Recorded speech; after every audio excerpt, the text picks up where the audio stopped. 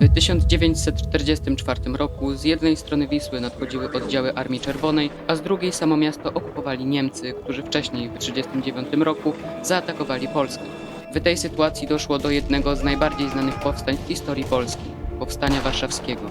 I w tym materiale przedstawię Wam historię tego wydarzenia, jego przebieg, najważniejsze postacie, pojęcia i wydarzenia. A także spróbujemy odpowiedzieć na pytanie, czy Powstanie Warszawskie było błędem?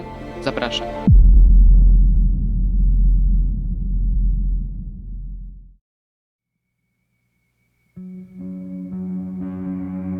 Powstanie warszawskie wybuchło, gdy Armia Czerwona zaczęła zbliżać się do miasta. By zrozumieć kontekst, Rosjanie walczyli z Niemcami, będąc sojusznikami aliantów. W takiej sytuacji Polska mogła oczekiwać pomocy od Rosjan, gdyż również była w sojuszu z aliantami. Okazało się jednak, że przyjaciel mojego przyjaciela nie zawsze jest moim przyjacielem. Moskwa prowadziła wobec nas wrogą politykę, dokonując m.in. zbrodni w Katyniu. Niektórzy twierdzą, że powstanie wybuchło w związku właśnie z przybyciem Armii Czerwonej pod miasto. Polacy chcieli się pokazać jako panowie swych ziem, a nie jako ofiary do wzięcia. Nie jest to jednak pewne, gdyż na poziomie decyzyjnym w Polsce panował chaos. Wydano nawet rozkaz ataku przed 1 sierpnia, ale potem żołnierzy odwołano. Niestety zaalarmowało to Niemców i ich agentów, przez co powstanie nie było zaskoczeniem. Oficjalne rozpoczęcie powstania miało mieć miejsce o godzinie W, czyli 17. Rozkaz wydał generał Tadeusz Komorowski, pseudonim Bur, choć tak naprawdę walki zaczęły się trochę wcześniej. Powstanie warszawskie można podzielić na 3 etapy. Pierwszy to natarcie powstańców, 1-4 sierpnia. Drugi to okres powstańczej obrony zaczepnej, 5 sierpnia do 2 września. Trzeci to walka o przetrwanie, 3 września, 2 października. W pierwszych 4 dniach powstania udało się Polakom zdobyć kontrolę nad Śródmieściem, częścią Woli, Starym Miastem, Powiślem, Dolnym Mokotowem i Żoliborzem. Nie udało się jednak zająć obiektów strategicznych, takich jak koszary wojskowe, Dworzec Gdański, Praga czy mosty na Wiśle. Powstańcy nie byli też w stanie utrzymać panowania nad miastem. Niemcy zastosowali strategię zdobywania dzielnicy po dzielnicy i ostatecznie po 63 dniach walki 2 października 1944 roku Polacy podpisali akt kapitulacji. Ważnymi czy wartymi wspomnienia postaciami Powstania Warszawskiego byli m.in. Tadeusz Bur-Komorowski, polski generał, dowódca Armii Krajowej, wydał rozkaz o rozpoczęciu Powstania Warszawskiego. Antoni Chruściel, pseudonim Monter, w czasie powstania generał brygady, bezpośredni dowódca sił powstańczych. Jan Radosław Mazurkiewicz, w czasie powstania pułkownik Armii Krajowej, dowódca KDW Komendy Głównej Armii Krajowej i zgrupowania Radosław. Krzysztof Kamil Baczyński, żołnierz Armii Krajowej, poeta, zmarł w powstaniu. Witold Modelski, pseudonim Warszawiak, powstaniec, łącznik batalionu Gozdawa, najmłodszy, niespełna 12-letni uczestnik walk powstańczych odznaczony Krzyżem Walecznym, również zmarł w powstaniu. Spójrzmy teraz na kwestię broni i zaopatrzenia. O godzinie W okręg warszawski AK dysponował m.in. materiałami wybuchowymi w ilości 1266 kg, granatami ręcznymi w ilości 43 971 i 12 000 koktajli Mołotowa, czyli butelek zapalających. Więcej danych wyświetla Wam się teraz na ekranie. Później w trakcie walk skład oraz ilość broni ulegały zmianie przez zdobycze na Niemcach, chałupniczą produkcję broni oraz w drugą stronę przez zużycie amunicji, utratę magazynów i straty w walkach. Niewielką pomoc otrzymali powstańcy od aliantów, którzy prowadzili zrzuty broni, amunicji i zaopatrzenia z powietrza. W praktyce niewiele to dało, gdyż Rosjanie nie pozwolili aliantom lądować na ich lotniskach, a lot do Warszawy był bardzo odległy i nawet jeśli udawało się dokonać zrzutu, to często przejmowali go Niemcy. Problem był też z mundurami. Jedyną częścią wspólną ubioru powstańców były biało-czerwone opaski na prawej ręce, zgodne z rozkazem pułkownika Montera. Ogólnie powstańcy korzystali z różnych mundurów, czy to zdobycznych, czy polskich, lub po prostu cywilnych ubrań. Po stronie niemieckiej sytuacja była zgoła inna. Była to dobrze uzbrojona armia, posiadająca zarówno broń, amunicję, mundury, jak i ciężki sprzęt. Posiadała też zaopatrzenie, czego nie można powiedzieć o powstańcach.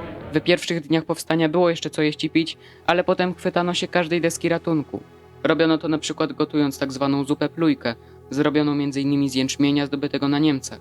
Problem był też z wodą, gdyż naziści odcięli jej dopływ. Warszawiacy musieli kopać studnie. W powstaniu nie walczyli tylko mężczyźni, ale również kobiety i dzieci. Kobiety pełniły głównie rolę sanitariuszek, czyli medyków na polu walki. Ta praca nie była wcale bezpieczniejsza od strzelania do wrogów. Poza obowiązkiem opiekowania się chorymi i rannymi w szpitalach, narażonych na bombardowanie i bezpośredni atak Niemców, Musiały też leczyć rannych na polu walki, często pod ostrzałem. Dzieci z kolei, głównie harcerze Szarych Szeregów, pełniły głównie rolę listonoszy. Nie tylko po to, by przekazywać informacje między rodzinami, ale również meldunki do oddziałów. Ważną rolę w wykształtowaniu młodzieży miało harcerstwo. Uczyło ono miłości do ojczyzny i umiejętności potrzebnych na wojnie. Tu jeszcze warto powiedzieć, że zarówno po polskiej, jak i po niemieckiej stronie walczyły osoby różnych narodowości. Po polskiej stronie walczył m.in. Australijczyk czy Nigeryjczyk August Agnola O'Brown, jak również przedstawiciele innych krajów, o dziwo również Niemców. Po stronie nazistów również znajdziemy bojowników innej nacji, nawet Polaków. Na wspomnienie zasługują niechlubnie osławione ukraińskie oddziały SS Galicjen, które dopuszczały się strasznych zbrodni na Polakach. Spójrzmy teraz na najważniejsze wydarzenia oraz pojęcia związane z powstaniem. W pamięć potomnych wryła się mocno rzeź Woli, w której od 5 sierpnia niemieckie oddziały SS pod dowództwem Heinza Reinhardta i z udziałem Dirlewangera, wielkiego zbrodniarza, dokonywały egzekucji i przesiedleń wszystkich mieszkańców, od powstańców po chorych i rannych. Do historii przeszła również obrona Starego Miasta oraz Czerniakowa, które mimo zaciętych walk powstańców uległy niemieckiej nawale. W powstańczej Warszawie istnieli niemieccy strzelcy ze świetną bronią, kryli się na dachach i strzelali do przeciwników. Nazywano ich gołębiarzami. Ważne dla historii powstania są kanały, które wykorzystywano do przemieszczania się po mieście. Z jednej strony wydają się być one całkiem bezpieczne, ale z drugiej Niemcy odkryli działania Polaków i zaczęli się im przeciwstawiać.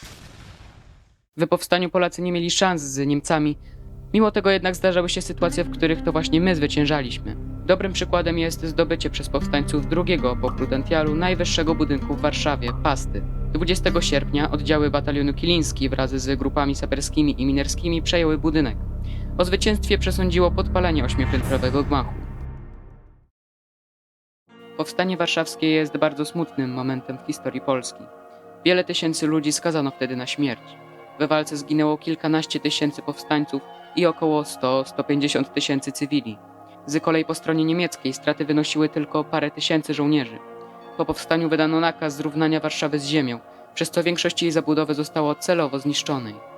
Ten zbrojny akt o niepodległość Warszawy jest jednym z mocniej zakłamanych okresów w historii Polski. Ogólnie ten konflikt jest zbyt adorowany, choć nie był on przecież ani geniuszem wojskowym, ani zwycięstwem. Jedyne co należy chwalić to odwaga warszawiaków, którzy zawalczyli o wolność swojego miasta. Moim zdaniem powinniśmy zacząć bardziej doceniać inne polskie walki, na przykład bitwę pod Grunwaldem, odsiecz wiedeńską czy też cud nad Wisłą. Czas przestać chwalić powstanie. Oczywiście chwała bohaterom, ale nie powstaniu, wielkiej polskiej klęsce. Dziękuję Wam bardzo za oglądanie, zapraszam do zostawienia subskrypcji, łapki w górę, podbicia. Dajcie znać w komentarzu, jak Wam się podobał ten materiał i jak świętujecie 1 sierpnia. A na dzisiaj to by było tyle. Dzięki i do zobaczenia w kolejnych materiałach. Nie złamie woli żadna klęska, nie zdroży śmiałych żaden brud. Pójdziemy razem do zwycięstwa, ramię w ramię stanie lud warszawskie.